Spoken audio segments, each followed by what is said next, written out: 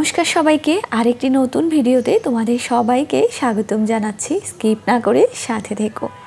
তো দেখো, এখানে আমি মাছের ডিম নিয়েছি। পাঙাশ মাছ আনা হয়েছিল বাজার থেকে, তো সেই মাছে অনেকটাই ডিম হয়েছিল।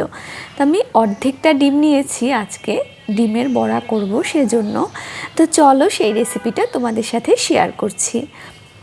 অনেকেই হয়তো অনেকভাবে করে, তবে আমি এভাবেই করে থাকি। এখানে দেখো, আমি পেঁয়াজ কুচি নিয়েছি, আদা বাটা, রসুন বাটা দিয়ে দিয়েছি, একটুখানি কাঁচামরিচ বাটাও দিয়েছি, শুকনো লঙ্কার গুঁড়োও দিয়েছি, ধনেপাতা কুচি করে রেখেছিলাম সেটা দিয়ে দিয়েছি।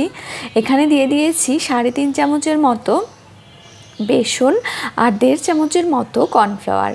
তো এবারে আমি এর মধ্যে স্বাদ মতো লবণও দিয়ে দিয়েছি। তারপরে ডিমটা হাতের সাহায্যে ভালোভাবে চটকে নিচ্ছি। দেখো, তো এই ডিমটা নর্মাল ফ্রিজে রাখা ছিল, যার জন্য ডিমটা অনেকটাই শক্ত ছিল। তো হাত দিয়ে আমি ভালোভাবে চটকে নিয়েছি। তো এইবার সব কিছু একসাথে ভালোভাবে মাখিয়ে নেই। একটু ভালোভাবে সময় নিয়ে মাখিয়ে নিচ্ছি, তার কারণ অনেক সময় কর্নফ্লাওয়ার বা বেসনটা ভিতরে দলা পাকিয়ে থাকতে চায়। তো দরকার পড়লে এখানে তোমরা একটু জলও দিতে পারো, যদি বেসন কম বেশি হয়ে যায়। সেক্ষেত্রে বেসনের পরিমাণটা বেশি হলে একটুখানি জল দিয়ে দিতে পারো, আর বেসনের পরিমাণ কম হলে তখন তো আর একটু বেসন দিয়ে নেবে। তো আমার একদম সব কিছু ঠিকঠাক ছিল, আমি কোনো জল এখানে অ্যাড করিনি। তো দেখো, ভালোভাবেই আমি ডিমগুলো চটকে নিয়েছি। তো এবারে আমি কড়াইতে তেলও দিয়ে দিয়েছি। ওইদিকে তেলটা আমার গরম হয়ে গিয়েছে।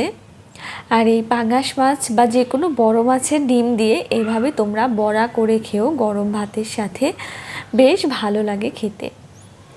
তো দেখো, এবারে আমি ছোট ছোট করে পাতলা করে কড়াইতে দিয়ে দিচ্ছি। কড়াই বলতে ফ্রাইং প্যান। তো কিছুটা আমি বড়া ভাজবো আর কিছুটা আবার আমি ফ্রিজে রেখে দেব। তার কারণ হলো, প্রায় অনেকগুলোই বড়া হয়ে গিয়েছে, এতগুলো বড়া আমার একার জন্য দরকার নেই, তাই আমি কিছুটা ফ্রোজেন করে রেখে দিব। আর ডিমের অর্ধেকটাও রয়ে গিয়েছে, তো দেখা যাক সেটা দিয়ে আবার কি করা যায়। সেই রেসিপিটা তো তোমাদের সাথেও শেয়ার করব, সাথে থেকেও সিম্পল লাইফের। তো দেখো, বড়া আমি এখানে 6টার মতো করে ভেজে নিচ্ছি।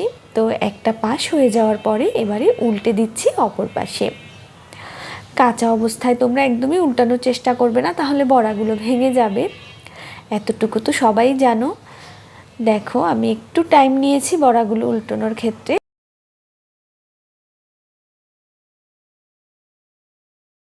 আবারও আমি 2 থেকে 2.5 মিনিটের মতো মিডিয়াম আঁচে বড়াটা চুলার উপরে রেখে দিব, তাতে করে আমার একবারেই অপর পাশটাও লাল লাল হয়ে যাবে।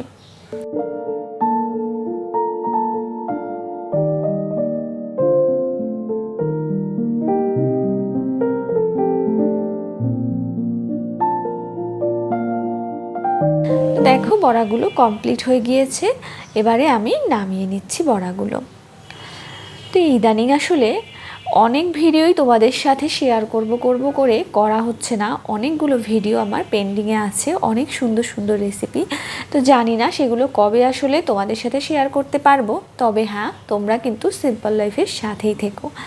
তো যারা নতুন দেখছো আমার চ্যানেলটি, তারা অবশ্যই সাবস্ক্রাইব করে দিও, আর পুরাতনরা অবশ্যই সাথে থেকো, ভালোবেসো। টাটা সবাইকে।